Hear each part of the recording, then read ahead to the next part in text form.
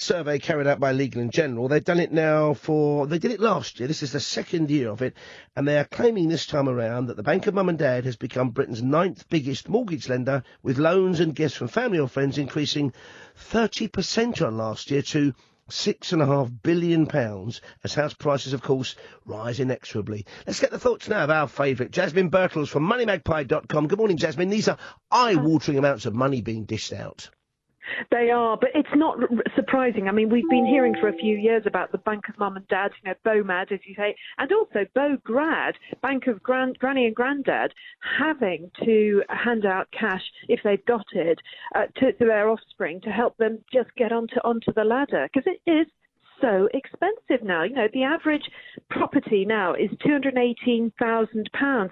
And when you think that the average wage in this country is £27,000, you'd have to have a deposit of around 100 grand at least, really, to be able to afford a mortgage on that kind of wage. I mean, that terrifies me. I've got 5 children. My son, who's in his early 30s, has managed to get with his wife, a lot of hard work from him and his wife as a teacher. They've got their own home for their 2 boys. 4 daughters, 2 of them have only just graduated, haven't.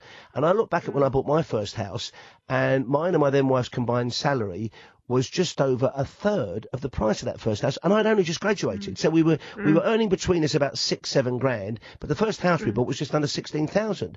That will be a pipe dream to most people these days. Yeah, I mean, you couldn't get a hut in the middle of the road for 16 grand now, practically anywhere in the country, and that's the terrible thing. Obviously, London is insane price-wise, although in the last year, since the referendum, prices have come down a little in some of the really excessive central London areas.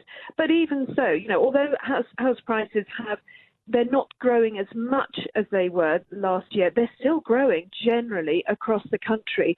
And this is part of the problem for millennials. As you say, they've got their wages have not gone up, but prices of everything else has, including, of course, student loans. I know. I don't know. Yeah. I mean, parents have always been, by and large, thankfully, incredibly helpful and supportive. But let me just read this to you from this report.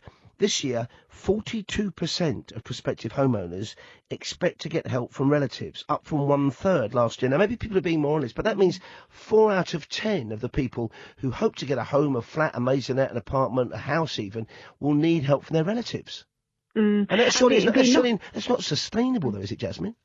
Well, no, I think you're right. And, as you said in your intro, the problem with parents and grandparents putting more money into the housing stock is that sort of fuels it. And already we have a house price bubble, really.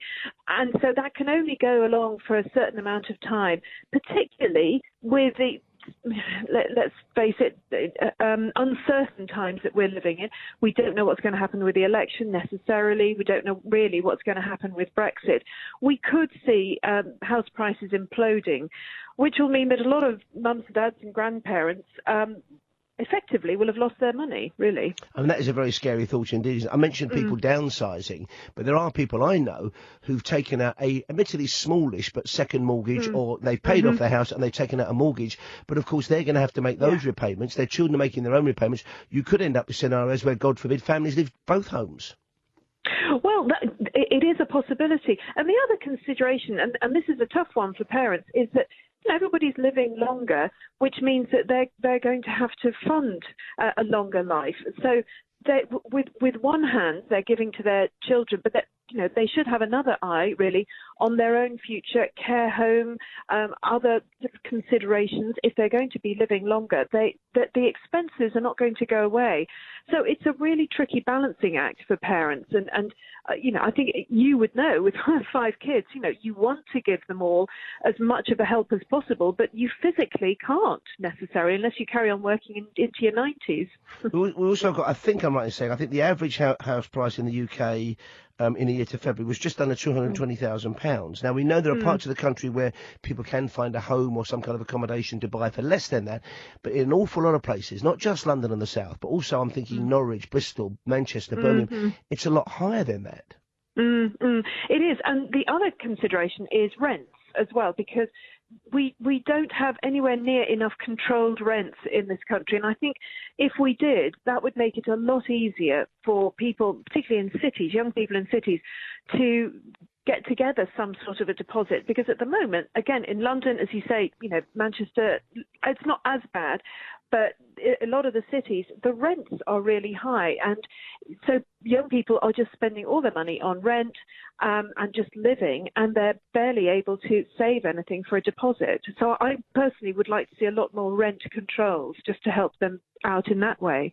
Certainly driving around the UK as I do. I mean, I've been to Scotland recently. I'm often in Leeds. I've been over to Bristol recently.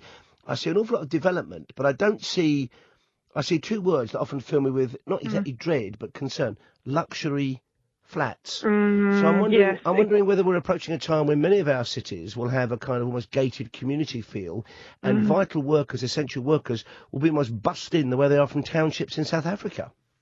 Well, I agree. And when you hear from developers, builders generally, and I don't know, I think I must have lost the remote control recently, but I was actually watching Parliament, BBC Parliament at one point. And you are a wild and crazy party animal, aren't you, Jasmine?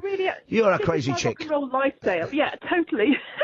And I was the Building Select Committee, and there was builders saying that there is a massive shortfall in housing in this country, and the reason, he said, that builders aren't building very much is because there aren't the council house developments now. They don't want to build because they don't know that they will necessarily sell. Because council house developments, they know that's bought already. It's a sure thing, they can build it. And I think this is something that we also need to consider. I'd like to see rent controls, and I think we do need to look again at social housing, because then builders are happy to build that. They know that it'll be bought. They know it's a done deal. But as you say, other than that, luxury flats, maybe where you've got big, expensive people, foreign bankers, whatever. But other than that, they're really not interested. I'd love to hear from people in other parts of the country on this. We've heard from somebody in the West Country earlier, and also somebody in East Anglia.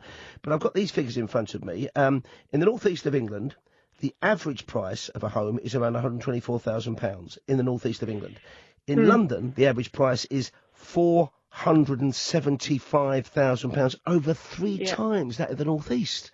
And again, you kind of think we're becoming not so much Disraeli's two nations, but Disraeli's one big, horrible, unaffordable housing nation called London, and then the rest of the country.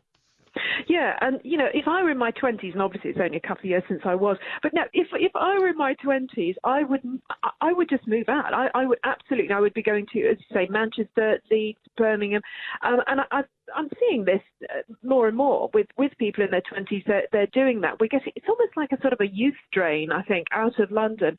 But at the same time, although those are much more affordable prices, they often do get there, and they're paying too much in rent, and they don't have secure jobs necessarily. And I think we do need to look at how the millennials are being treated at the moment, because they've had to pay for their student education. They've got big loans on that. The houses are outside of their possibility. They haven't got the secure pensions that the baby boomers had. There needs to be something to help them, because otherwise we're really not going to have very much of a future for this in the country if the young people are struggling just to get by, let alone build businesses, etc. Jasmine, don't leave us. We can't afford to lose another young person. Thank you very much indeed. Jasmine Birtles there. Fantastic financial advice from moneymagpie.com.